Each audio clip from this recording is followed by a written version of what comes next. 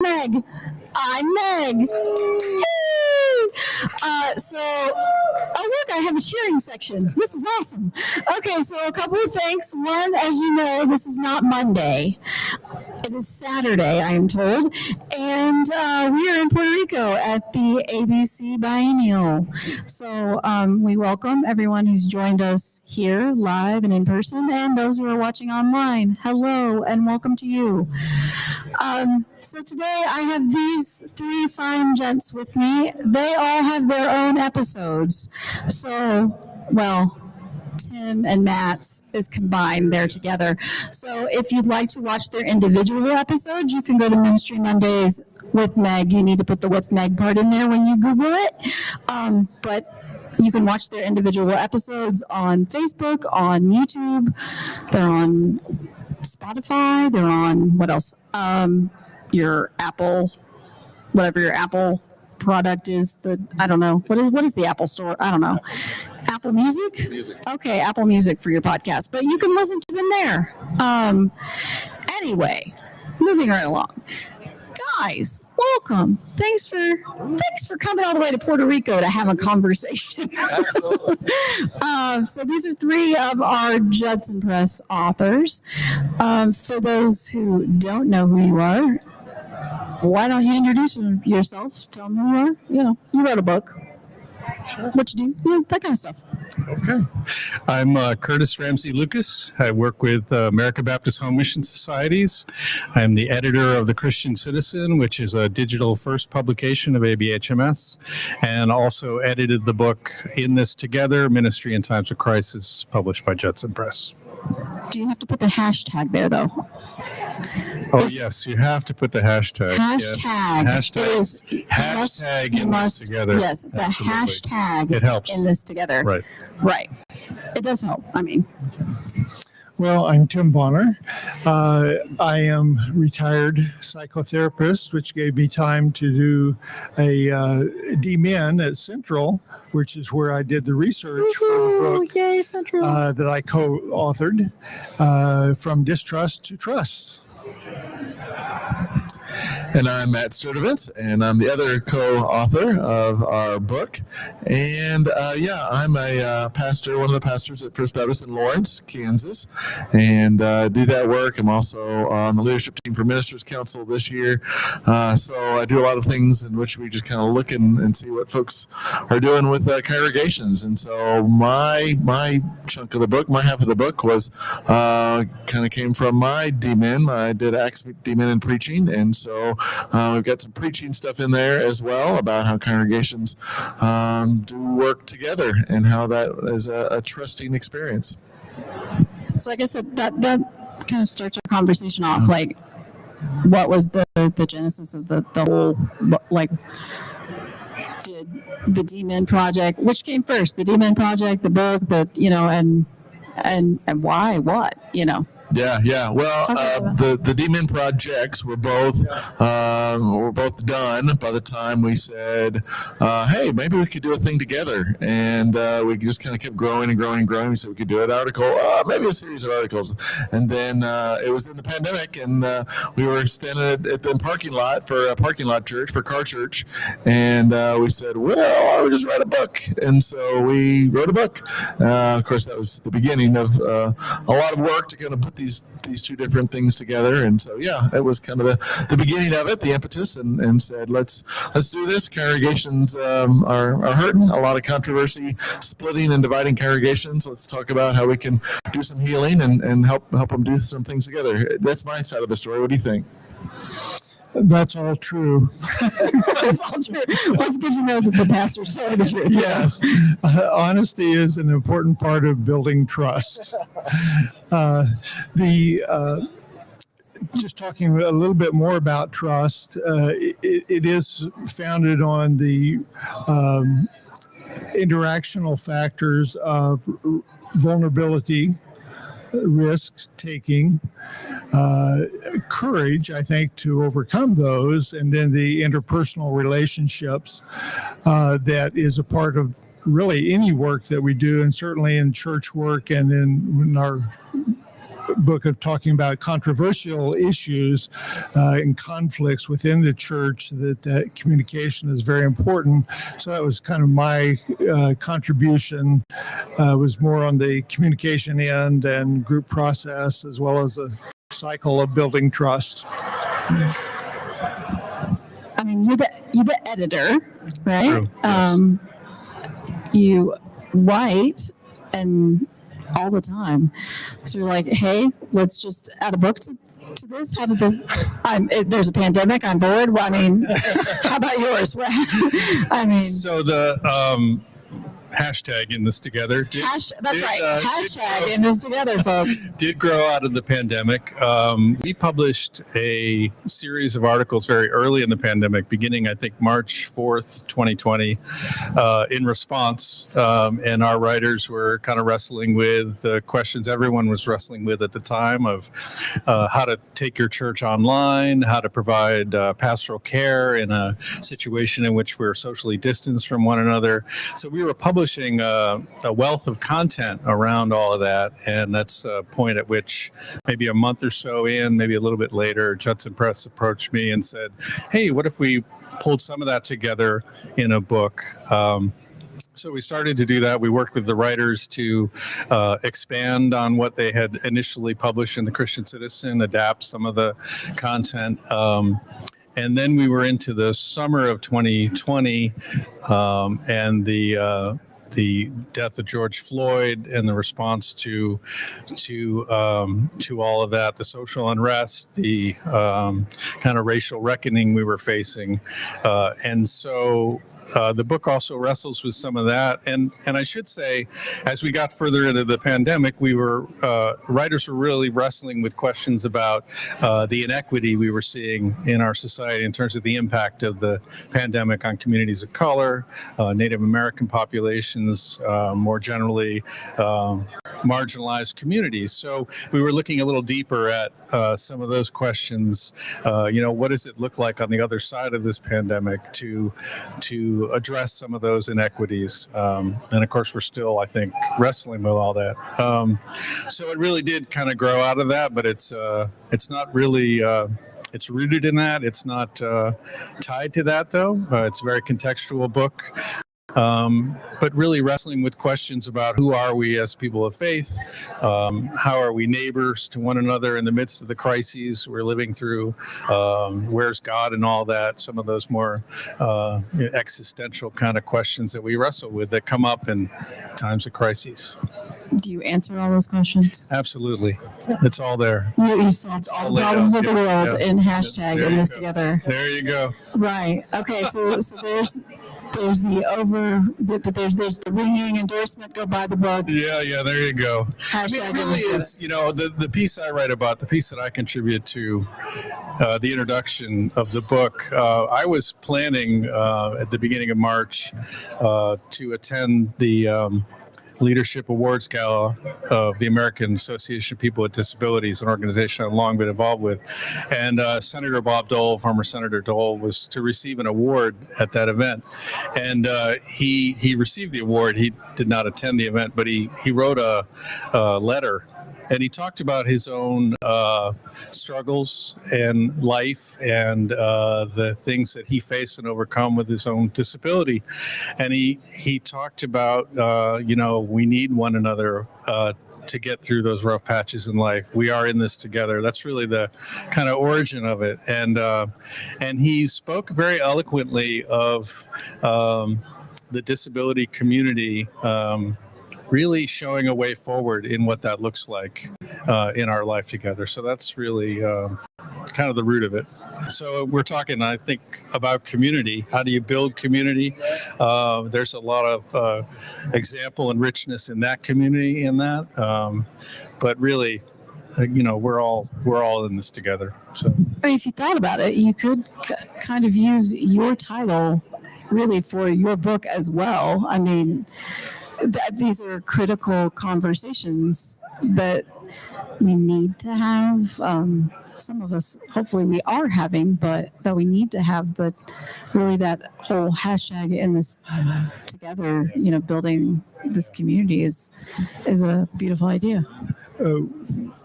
So what we haven't said so far is that our controversial issue we addressed most specifically in our book was the legalization of same-gender marriages in 2015, the Supreme Court decision.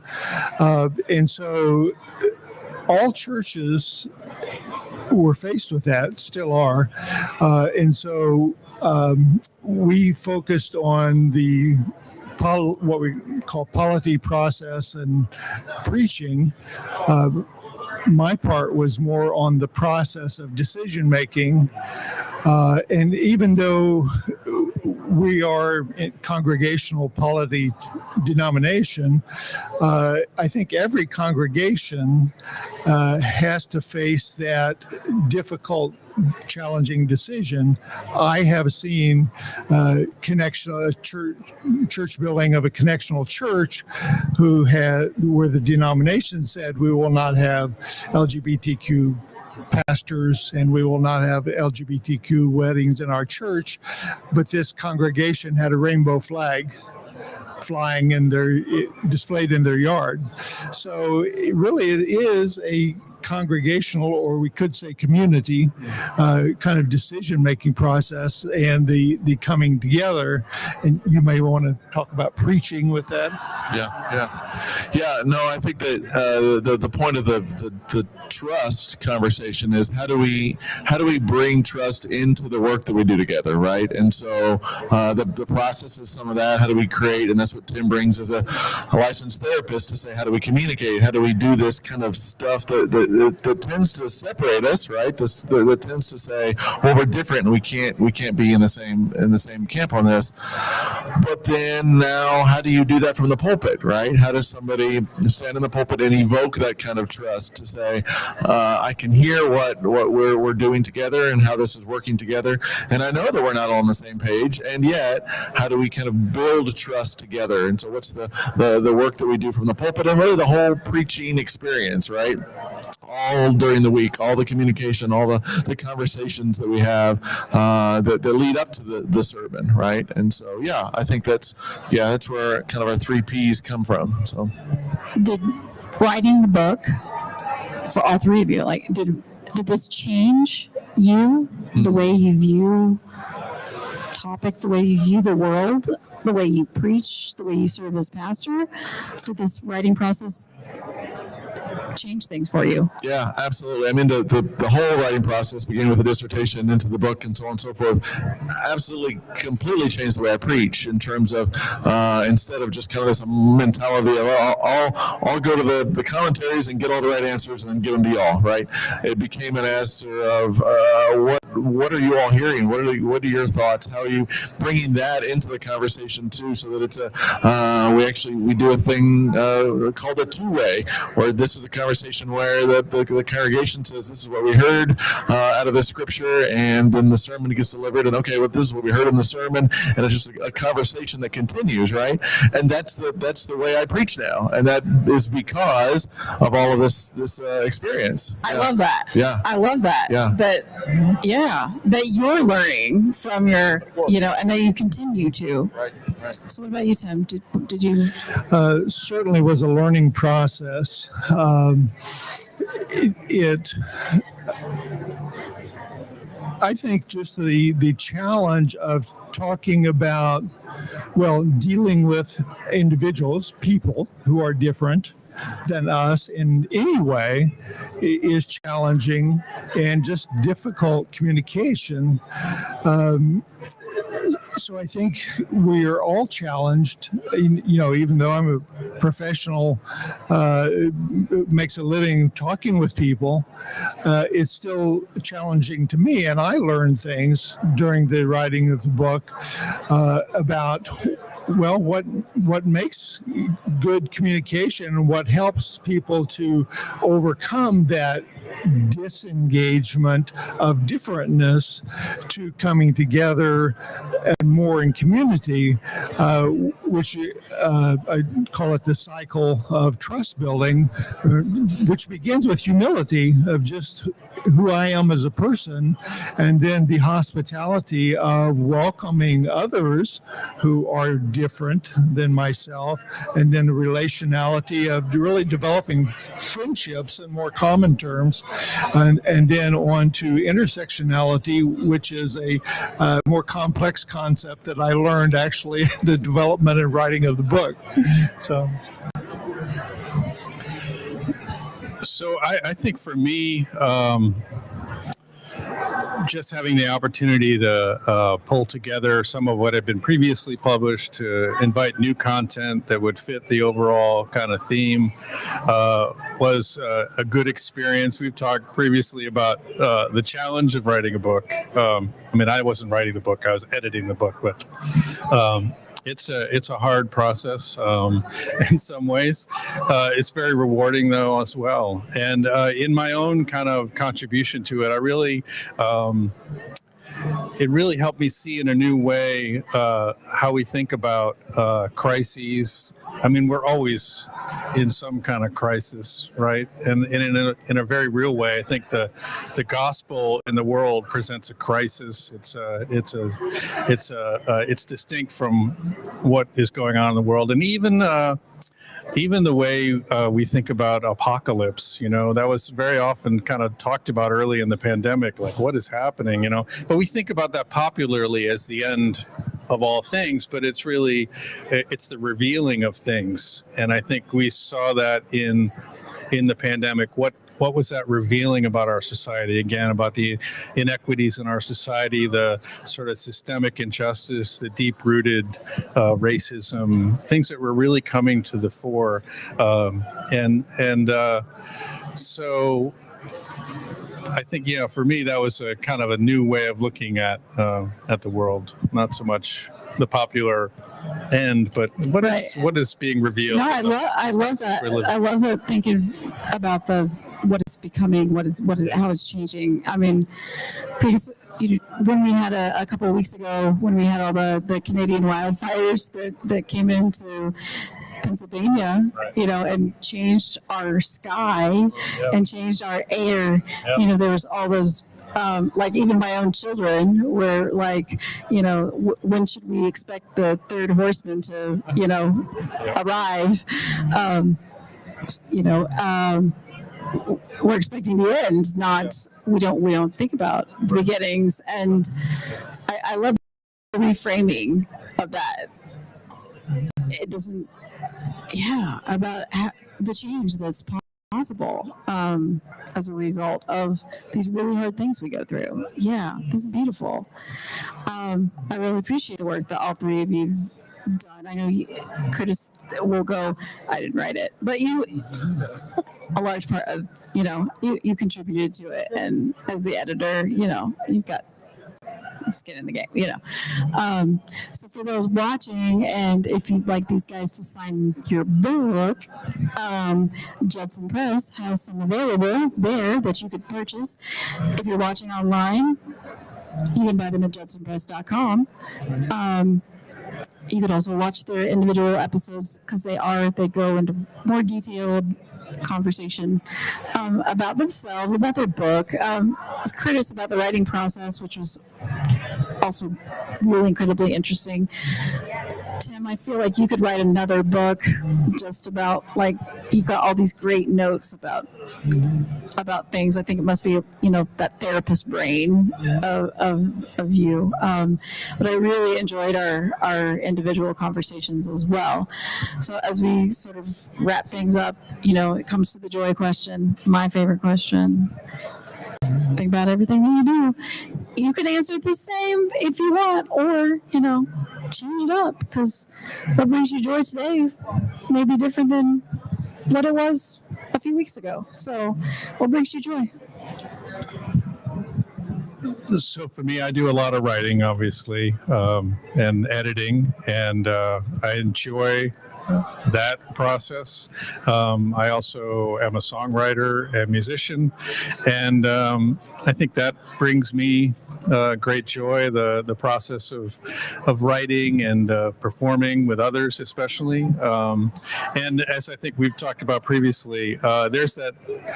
Sometimes the creative process is an arduous process, can be a difficult process, but that moment of when you step back and you're finished with something, you've put something out into the world that is new, and you hope that touches someone in some way, inspires, entertains. That moment of as we talked about in the previous episode of in creation, God steps back with each moment in creation and says it is good.